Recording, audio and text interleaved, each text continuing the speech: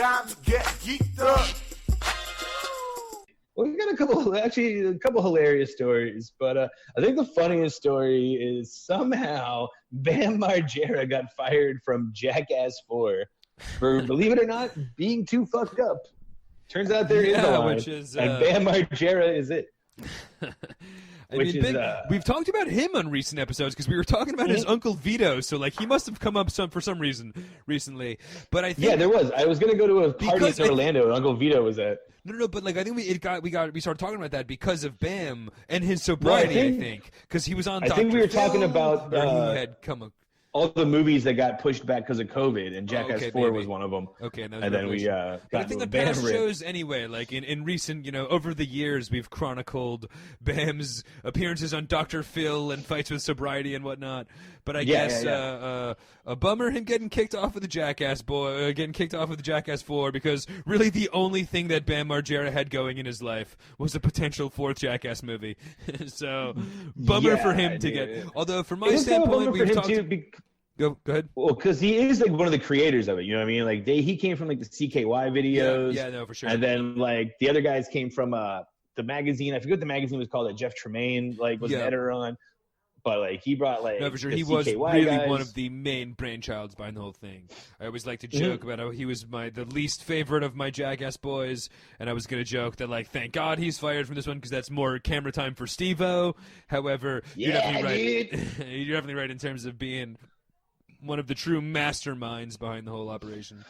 And again, I'm just being a little stupid skater punk kid as a kid, dude. Like, he was always coming to my fairs because Bam was actually a professional skater. You know what I mean? Yeah. I think I did have a Bam Margera shirt at one point.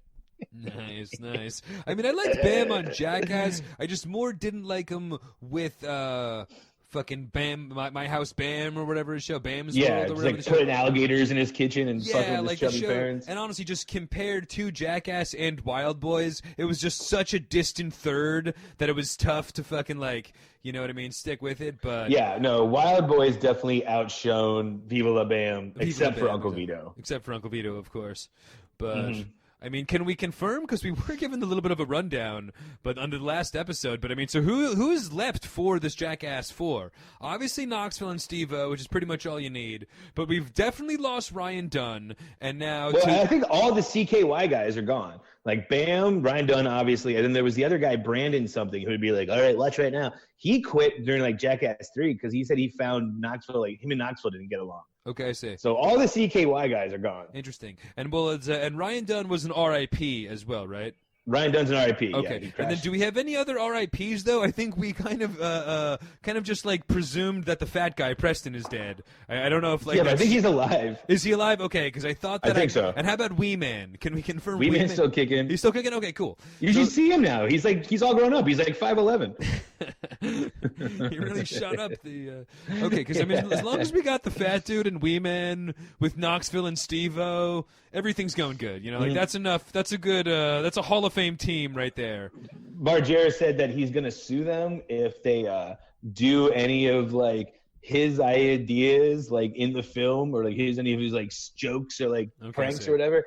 And it was just like, dude, you can't really run the market. There's only so many things you can do is shoving things up your ass and breaking one of your bones. Like, I don't think you can really claim like that was your idea. We're gonna shoot if Knoxville puts a skate park in his mom's house, we'll know that it was your. You'll win the lawsuit, Bam. All right, but. Very true. Very true. You guys think Knoxville is the only one that kind of like made a career for himself too, like. Slightly, he's the only one that's been like movies. I beg to differ with Steve-O's touring comedy career, selling out the world. True. No, you're 100% right though. In terms of like a mainstream success story, Knoxville can like get. But you are right, dude. The Steve-O does sell out like quote unquote comedy shows, which they're such bullshit, dude. Like it's such like just one of those things. Like as someone that's done comedy like yourself, it always annoys me when like failed celebrity was like, I do comedy now. It's like, fuck you, dude. Like, yeah. And all his shit is just like, and this one time on Jackass, dude, like I took an IV of Jack Daniels. And then he'll like do a prank. He's like, now watch me flip off this ladder. Exactly, yeah, and he like jumps through a table. yeah. And that's the one thing that I'll give him credit for, where it's not like an R.I.P. to Screech, but it's not like Screech's hilarious comedy career, or like a lot of professional wrestlers do it now. Like Roddy Piper does comedy, or like Mick Foley, like Mankind. But he was doing it like a traveling thing where he would tell stories about wrestling. So it's not him trying to be a comic like Roddy Piper's doing. And Steve-O, at least if you're going to see him, he was more of a Colin Quinn. He was doing a one-man show. Yeah. I'm going to give you my political take. I'm going to riff on the throes of the government here. Steve-O style. No, but at least like if you saw Steve-O, he was going to like funnel something with his asshole and then light himself on fire. Yes. You know what I mean? So it's like, right. as a comic, I can fucking compete with that. You know, like we got different markets we're working on. You know what I mean? I can't. We're reaching different crowds with this one. But... You know, so, but I hear what you're saying. No, it's very true. It's very true. Still gonna see Jackass 4, Bam or not. So. Oh yeah, I'm gonna see it, dude. It's one of those things too, and we've talked about this before, also that like I'll think about Jackass sometimes, or I try to defend it to AH, and like she might sway me. She's like, dude, it's just dumb. It's a bunch of guys just hurting themselves. And I'm like, you know what? You're right. It is pretty fucking stupid. And then I'll like watch one of the old ones and be like, no, you're fucking dead wrong. This is the funniest shit like in the world. Well, no, I mean, this is a classic case of you guys are both right. I mean, it couldn't be more stupid, but it couldn't be more hilarious at the same time. But, dude, there's something about it. Dude, it's so goddamn I mean, funny, we like to act like we're highbrow in this culture, but literally there's nothing funnier in the world than somebody getting hit in the balls with a football. And this isn't like this entire show, they've created a fucking montage reel of people getting hit in the balls with footballs, so to speak. Or you know fucking what I mean? with people, too, because a lot of their things in, like, their beginnings was, like, real-time pranks where they would, like, fuck with people on the street, which honestly, dude, they owe some kind of commission to Tom Green because, like, I think he like paved the way for like real time pranking people on the street, walking around with a dead cat, be like, my cat is sick. No, but you're right, dude. When they put the baby carriage on their fucking the hood of their car and they started doing burnouts like all over the place, with like there's nothing funnier in the world than that. Or fucking was it from the movie where Knoxville was testing out? Yeah, I mean it was so good. Genius. I take back my words about the dude. Knoxville just like an old man. Doesn't know what the fuck she's talking about. Yeah, couldn't be just the greatest shit in the world. Yeah, no, for sure. Yeah, with the fake playing basketball with a fake boner. I mean, come on, this is highbrow shit here, people. If you can't get the joke of this, there's. Yeah, I'm sorry for you. Yeah. Oh, dude, it's so funny. I guess another hilarious news, because this is one that, I mean, years ago we made fun of so hard. I think it might have been like our second year on, but it was when we first got glimpses of the Jared Leto as Joker years ago. Oh boy, did we have a laugh. I think we described him as the kid in high school that would like sit underneath the stairs and be like, you're a nerd, Jared, like call me Joker. All right. Yeah. But goth so kid now we Joker. I think I called him Mark from Home Improvement Joker. Yes. Older years of Mark from Home Improvement Joker. And we kind of got it wrong too, because in the Justice League, I mean, we didn't get it wrong, but in the Suicide Squad, he ended up like having like a grill and tattoos on his face, and he was more of like a yo, what's up, I'm Joker.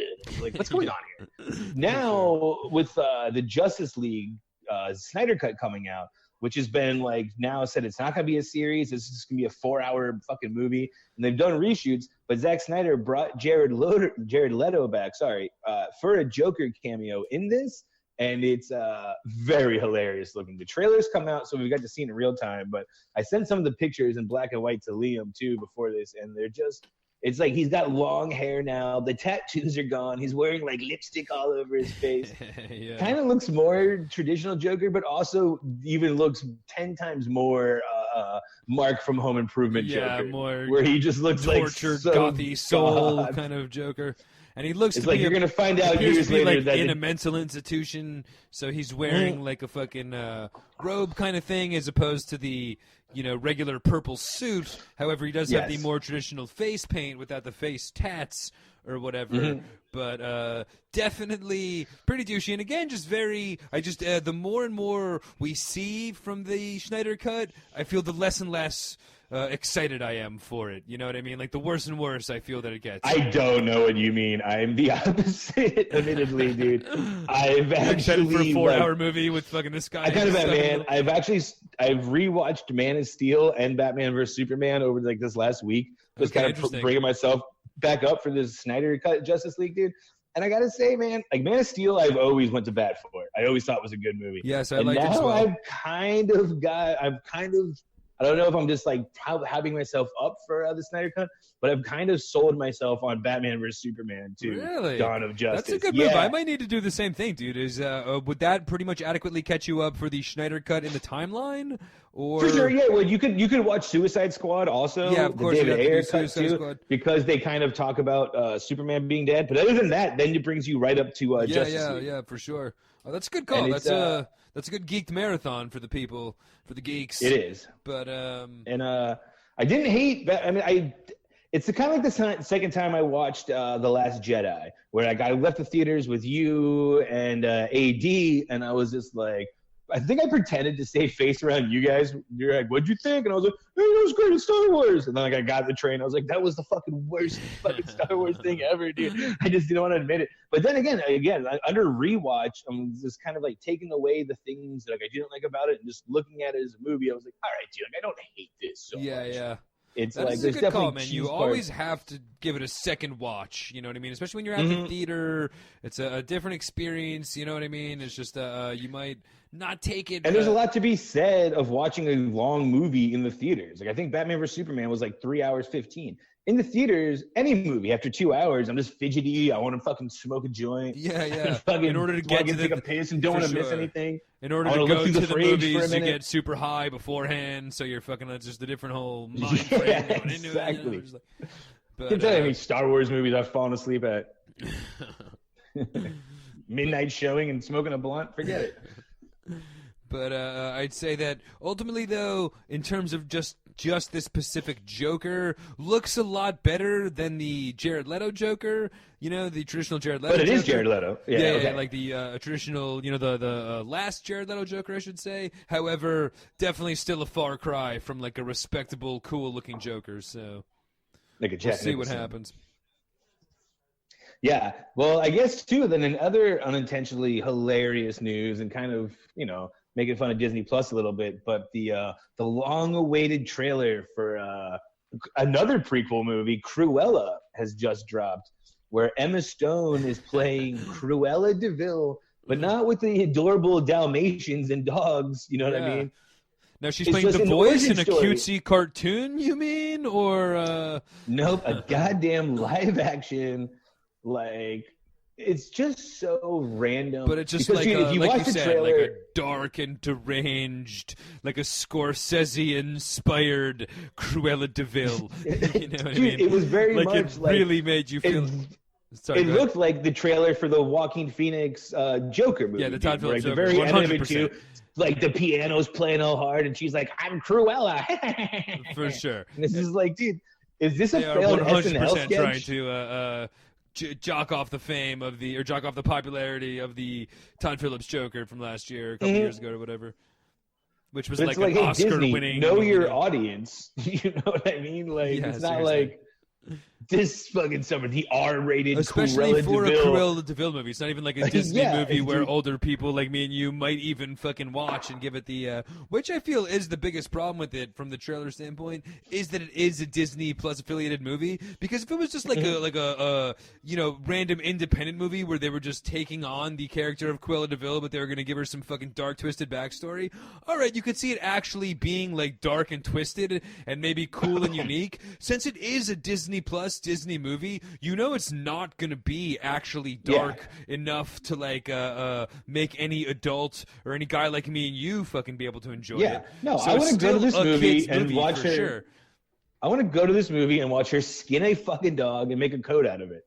For real, like if it was something like that, like a really dark, disturbed Cruella DeVille, that could actually have a little bit of play, you know what I mean? And if she was doing shit like that, if it was like fucking her team, it was like if like her right-hand man was Michael Vick, and they were doing like... Dude, I was about to say that. Like, let me call my friend Michael Vick. I think every podcast host in the world is trying to get a Mike Vick joke in there.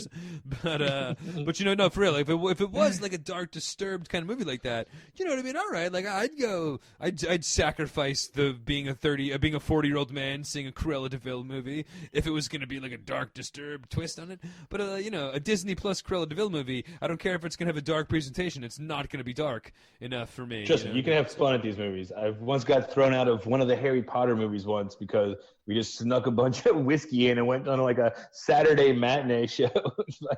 It was like me, Sean G, and like 2 other friends, and we got kicked out for just like being drunk and like making fun of the movie, surrounded by like 8-year-olds. Nice. But that's got to be a high point of the. That's got to be a high point of the movie-going experience. Oh, I was going to say a high point of my Florida career. Oh, I'm sure there's better Florida moments, but I don't think I've ever been kicked out of a movie theater, to be honest. Out of all the things that... Actually, one time I was, but it was literally for one of the funniest reasons ever. I literally farted really, really loud in the middle of Romeo and Juliet. Like a packed, like Leonardo DiCaprio, Romeo and Juliet. I let out an epic fucking gasser and like literally got tossed a couple minutes later. But... How did you get tossed? Like, you can't fart in here? Well, because like we were obviously like mocking and making fun of it. That was probably the culmination of what got me thrown out. There's probably a couple other heckles in there, but my greatest heckle of the movie was just like a lifting up a cheek and just blowing out like a just like a huge fucking gasser. Dude, one of my favorite stories of yours, and we're just kind of like go down this rabbit hole real quick if we're telling theater stories, but I think it was you were to go see like just a second Jurassic Park movie and was just making up what happens next, yes. And the guy in front of you like went bonkers, dude. Yeah. I was doing fake spoilers about how like at the end the island gets bombed and like more dinosaurs from outer space show up, and the guy turned around like, "Hey, asshole! Some of us haven't seen it!" Fucking and like stormed out of the theater, and, like refunded his tickets. Dude, again, I hope to this day this guy's never seen once he reaches that movie. Like, just always thinks it ends on like a dinosaur alien invasion, like fucking Transformers or something. Yeah, dude, that is like equal to like, it's too bad you didn't have a camera or something, because like that. Speaking of Jackass and everything, that's a great like real time prank. Yeah, that is a good. It's real just to prank. go to a on, movie like, Star theater. Wars line and give fake spoilers. Yeah. Go to like an Avengers movie and be like, dude, it just fake spoilers, dude. Amazing. Especially if you just get lucky enough to like nail it, like hit the dart. And you're like, oh shit, that really did happen, dude. Well, I mean, like you said, you really want the get for the guy walking out knowing that it wasn't the movie, knowing that his experience had been ruined. It's the whole time he's like, Jesus Christ. And now, of course, an alien's going to show up. And then when it doesn't show up after the movie, he's like, fuck, dude. Like, I spent the whole movie. Now we got to see it again because I spent the whole movie fucking angry an alien was going to show up. It was a good one. It was a good one. I think if we ever do that prank again, it should be for this movie when it comes out. And of course, as of today, recording this, the trailer for Mortal Kombat finally dropped today. Yes. The Mortal Kombat nobody knew was coming. You know what, Has dude? the video game had like a resurgence of popularity and one of the newer video game systems? Is it like... They're making, yeah. They're making like new editions of Mortal Kombat. People still play it. They still like do like dope character drops. Like in one of the new Mortal Kombats, you can literally play, like one of the DLCs was you could download a Rambo character, and you could also download a Arnold Schwarzenegger Terminator character. Okay, nice. And then you can literally make them fight, and they have like dialogue. He's like, "Oh, so you're the '80s movie star?" He's like, "Oh, I thought you were." Okay, and then they fight. Nice. You can fight them. Wow. How far they've come since Michael Keaton popping up and saying "Toasty" or whatever. That was Michael Keaton, wasn't it? Definitely not, dude. It was definitely like one of the game developers, dude. But yeah, I forgot it was like it looked like. Yeah. As a kid, I always thought it was Michael Keaton. Toasty. Oh man, that was one of the Sega bonuses, right? Like it did not come on SNES, as well as you could not get punched into the pit of spikes on SNES. Nothing with blood or fatalities on SNES. Yeah. Fucking bullshit, dude. I'm a Sega kid. Dude, I'm gonna say like this one, dude. I kind of like what they're doing. So I'll give you a little background on this too. Years ago, and I mean like 9-10 years ago, this guy made like a fake trailer, but it was like literally like a 5-minute fake trailer, and got like some real actors to be in it. And he made this fake like real life Mortal Kombat movie where like 2 of the guys were detectives and they were like kind of doing stuff in real life, and then like different Mortal Kombat characters would come up. And I think they paid that guy off for like his script he wrote, like this amateur movie. That's what this is kind of based off of. Nice. And that's what it kind of looks like. This movie is they kind of like make it look somewhat like legit, not like the old 90s movies where they were just like straight up basing it off the video games. Yeah. Hello. I don't know, man. Which is my biggest problem with it, I feel, honestly. I have written down that it does not look cartoony enough and like video game inspired enough. They're trying to make it too real, because I did like the cheesy movie, but as well I'm kind of drawing a little bit of a blank. Like the movie obviously had like a tournament fighter storyline, right? They had a Mortal Kombat. Because that is kind of a weird like plot line for a movie, a fight tournament, unless it's like like Bloodsport. There's a couple of good ones, but like usually for a video game movie you kind of need like a mission based, journey based storyline for it to make sense. And I think they're kind of doing that one, this one like too. What's up? I feel like they're kind of doing that with this one too. Yeah, they're trying to like squeeze that one in there, where the other, but like the 90s one, just from what I remember, was just like the characters recreated, doing crazy cheesy action scenes in the fucking. Yeah, dude, the original one had Veronica Vaughn as Sonya Blade. Okay, nice. But I like this one too because there's really no big actors in it, and the action scenes look dope. Kind of like we were talking about earlier. It was like, this looks like one of those action movies where like anyone could direct it, where it doesn't have to have a Favreau or a Whedon stack to it. And just like, and dude, you know what? Sometimes I like fucking, and the other fact too, that this is one of those movies we've talked about in previous episodes. It's a Warner Brothers movie, so it's going to be in theaters and HBO Max at the same time. This is a movie I'm definitely going to watch on my TV and get all stoned and be like, dude, these fight scenes are fucking awesome, dude. And the other thing that I think it has HBO Max, God damn it. Mortal Kombat. The other thing that's going on in its direction too is it's rated R. You know what I mean? So you can see like the fatalities and like people getting their arms ripped off and like beating over their heads, dude. Good call. They even say "fuck" in the trailer, which is just like, all right, let's let you know. Yeah, they're trying to establish a, and that is a good call, because that, I guess, would if there was a problem with the '90s Mortal Kombat, I guess it would be the fact that it was too kid oriented, and it was a kids movie, a fucking video. So this one is a little bit more of like a it was like PG-13. Yeah. People would die, but they would like get punched in the chest and be like, "Oh, my heart!" And like this one is going to have some extreme violence and whatnot.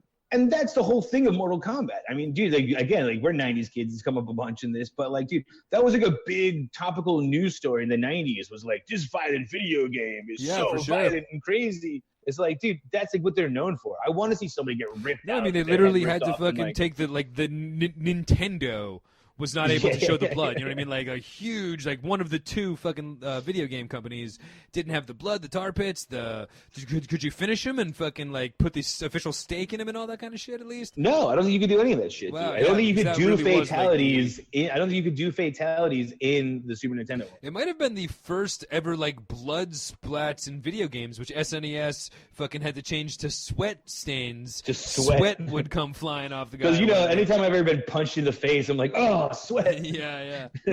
Sweat goes flying off.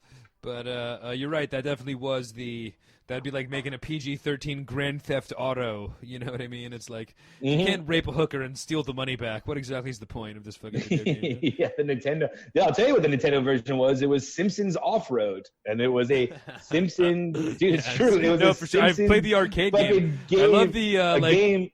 Sorry, go ahead. Where you could it was like an open world Simpsons game where it was like more or less GTA. Like you could do all that, steal cars and whatnot, but it was like kid friendly. For sure, dude. That's a great console arcade game. Is the fucking Simpsons Open Road. Ooh, baby, it's time to get geeked up.